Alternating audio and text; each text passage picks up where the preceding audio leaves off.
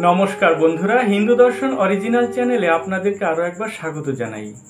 অনেকদিন আগে আমি একটি ভিডিও ছেড়েছিলাম গোত্র, বর্ণ এবং পদবী নিয়ে। সেই ভিডিওতে আপনাদের বিপুল সাড়া পেয়েছি। ভিডিওটির লিংক আমি ডেসক্রিপশন বক্সে দিয়ে দিয়েছি, কেউ চাইলে দেখে নিতে পারেন। সেই ভিডিওতে প্রচুর সংখ্যক মানুষ কমেন্টের মাধ্যমে আমার কাছে আরও অনেক বিষয়ে জানতে চেয়েছেন। কমেন্টের সংখ্যা এত বেশি যে আলাদা করে আর উত্তর দেওয়া সম্ভব হচ্ছিল না। সেই জন্য আমি ডিসিশন নিলাম আরও একটি ভিডিও বানিয়ে বিষয়টি আরও পরিষ্কার করে সবাইকে বুঝিয়ে দিই। সেই জন্যই আজকের এই ভিডিও। তো আসুন বন্ধুরা, নিজেদের গোত্র, বর্ণ এবং পদবী বিষয়ে আরও পরিষ্কার করে জেনে নিই।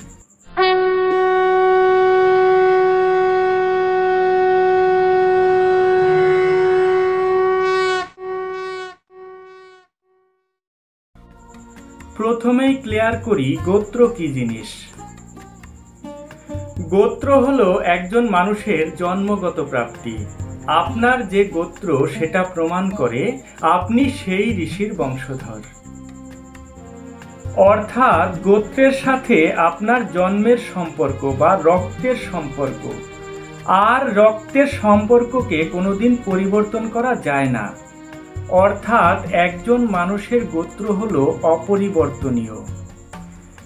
এবার আসি পদবী কি জিনিস সেই আলোচনায়। মানুষের পদবী সাধারণত দুই ধরনের হয়, একটি হলো পদবী, অন্যটি হলো উপাধি। আগেকার দিনে যে মানুষ যে কাজ করতেন সেটাই হয়ে যেত তার পদবী। যেমন যিনি সোনার কাজ করতেন তিনি স্বর্ণকার, যিনি কামারের কাজ করতেন তিনি কর্মকার, যিনি ব্যবসা করতেন তিনি বণিক ইত্যাদি।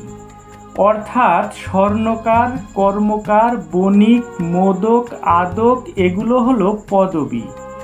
আবার অনেকে সম্মানজনক কাজের জন্য রাজা, জমিদার কিংবা ওই অঞ্চলের মানুষের কাছ থেকে বিশেষ উপাধিও পেতেন, সেগুলোই হলো উপাধি। যেমন মুখ্য উপাধ্যায় থেকে মুখোপাধ্যায়, ভূমালিক থেকে ভৌমিক, দাতা থেকে দে, বিশেষ কাজের অধিকার থেকে অধিকারী, এগুলো হলো উপাধি, যা বংশ পরম্পরায় তাদের পদবী হয়ে গেছে। এখন পদবী এবং উপাধির ইতিহাস না জানলে কোনটি পদবী আর কোনটি উপাধি তা পৃথক করা সত্যিই খুবই মুশকিল। পদবী বা উপাধি কিন্তু পরিবর্তনশীল, অর্থাৎ এটা পরিবর্তন হতে পারে। মনে করুন একজন মানুষ সোনার কাজ করতেন, তার পদবী স্বর্ণকার। কিন্তু তার পরবর্তী জেনারেশন সোনার কাজ না করে মিষ্টির দোকান দিয়ে বসলেন, অতএব তাদের পদবী হয়ে গেল মোদক। এভাবে পেশা পরিবর্তনের মাধ্যমে তাদের পদবীও পাল্টে গেল। আবার সেই মানুষটি প্রচুর ভূসম্পত্তির মালিক হওয়াতে সকলে তাকে ভূমালিক বা ভৌমিক বলে সম্মান দিতে শুরু করলো। তখন তিনি পূর্বপুরুষের পদবী বাদ দিয়ে সম্মানজনক ভৌমিক উপাধি গ্রহণ করলেন। এভাবেই পদবী এবং উপাধি পরিবর্তন হয়ে যেতে পারে।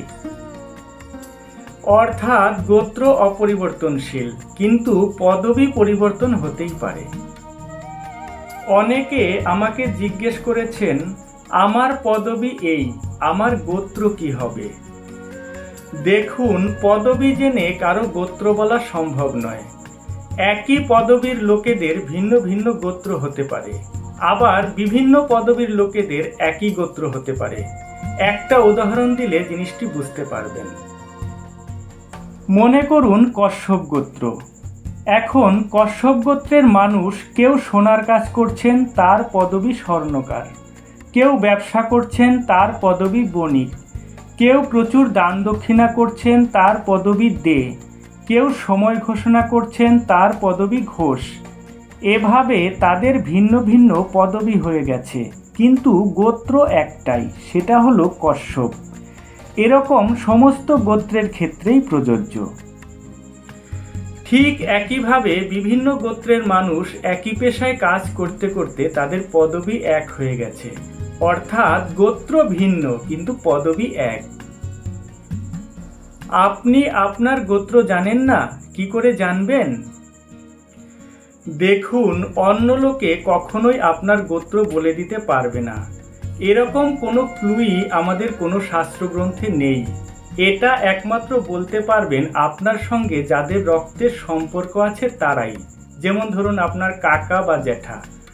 কাকা জ্যাঠা যদি না থাকে তাহলে দেখতে হবে আপনার ঠাকুরদারা ক ভাই ছিলেন। ঠাকুরদার অন্য কোনো ভাই যদি থেকে থাকে এবং তাদের যদি কোনো বংশধর থেকে থাকে, তারা যেহেতু আপনার রক্তের সম্পর্কের, অতএব তাদের গোত্রই হবে আপনারও গোত্র। গোত্র জানার এটাই হলো একমাত্র উপায়। এবারে আসি বর্ণ নিয়ে আলোচনায়। একজন মানুষের বর্ণ নির্ধারিত হবে তার কাজের ভিত্তিতে, অনেকটা পদবীর মতোই। যিনি জ্ঞান বিজ্ঞান নির্ভর কাজ করছেন তিনি ব্রাহ্মণ বর্ণের, যিনি রাজনীতি বা দেশ রক্ষার কাজ করছেন তিনি ক্ষত্রিয় বর্ণের, যিনি উৎপাদনমূলক কাজ করছেন তিনি বৈশ্য বর্ণের, আর যিনি সেবামূলক কাজ করছেন তিনি শূদ্র বর্ণের।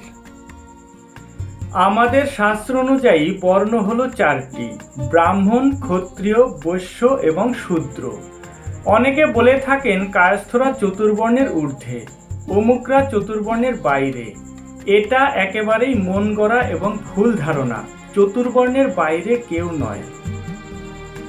আরও একটি ভুল ধারণা আমাদের সমাজে প্রচলিত রয়েছে, সেটা হলো চতুর্বর্ণ কখনোই মানুষের জন্মগত নয়, চতুর্বর্ণ হলো মানুষের কর্মগত। চতুর্বর্ণ নির্ধারিত হবে তার কাজের ভিত্তিতে, এটাই হলো আমাদের শাস্ত্রের কথা। আর পদবীর মতো মানুষের বর্ণও পরিবর্তন হতে পারে। ব্রাহ্মণের ছেলে যদি ব্রাহ্মণের কাজ না করে সেনাবাহিনীতে যোগ দেয়, তাহলে সে আর ব্রাহ্মণ থাকবে না, সে ক্ষত্রিয় হয়ে যাবে। ক্ষত্রিয়র ছেলে যদি দেশ রক্ষা না করে পশু খামার বা পোলট্রি ফার্ম তৈরি করে, তাহলে সে আর ক্ষত্রিয় থাকবে না, বৈশ্য হয়ে যাবে। একজন ডাক্তারের ছেলে যেমন ডাক্তার না হয়ে ইঞ্জিনিয়ার হতেই পারে, ইঞ্জিনিয়ারের ছেলে যেমন ইঞ্জিনিয়ার না হয়ে স্কুল মাস্টার হতেই পারে, ঠিক তেমনি ব্রাহ্মণের ছেলে ক্ষত্রিয়, ক্ষত্রিয়র ছেলে বৈশ্য, বৈশ্যর ছেলে শূদ্র এবং শূদ্রের ছেলে ব্রাহ্মণ হতেই পারে।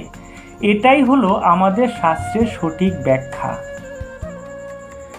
একজন ডাক্তারের ছেলে যদি ইঞ্জিনিয়ারিং পাশ করেও নিজেকে ডাক্তার বলে দাবি করে, যেহেতু তার বাবা ডাক্তার, সেটা যেমন হাস্যকর, ঠিক একইভাবে একজন ব্রাহ্মণের ছেলে যদি সেনাবাহিনীতে যোগ দিয়েও নিজেকে ব্রাহ্মণ বলে দাবি করে, যেহেতু তার বাবা ব্রাহ্মণ, সেটাও সমানভাবে হাস্যকর। অথচ দুঃখের বিষয় আমাদের সমাজে সেটাই চলে আসছে। এই ভুল ধারণা থেকে আমাদেরকে বেরিয়ে আসতে হবে। শূদ্র থেকে ব্রাহ্মণ হয়েছেন এমন উদাহরণ আমাদের শাস্ত্রগ্রন্থে অনেক আছে। তারপরেও আমরা সেই ভুল কনসেপ্টকেই সমাজে আঁকড়ে ধরে আছি। এর চেয়ে দুঃখজনক আর কি হতে পারে? তো বন্ধুরা, আশা করি গোত্র, বর্ণ এবং পদবীর বিষয়টা আপনাদের কাছে পুরোপুরি ক্লিয়ার হয়ে গেছে। আজ এ পর্যন্তই, দেখা হবে আরেকটি নতুন ভিডিওতে। ধন্যবাদ, নমস্কার।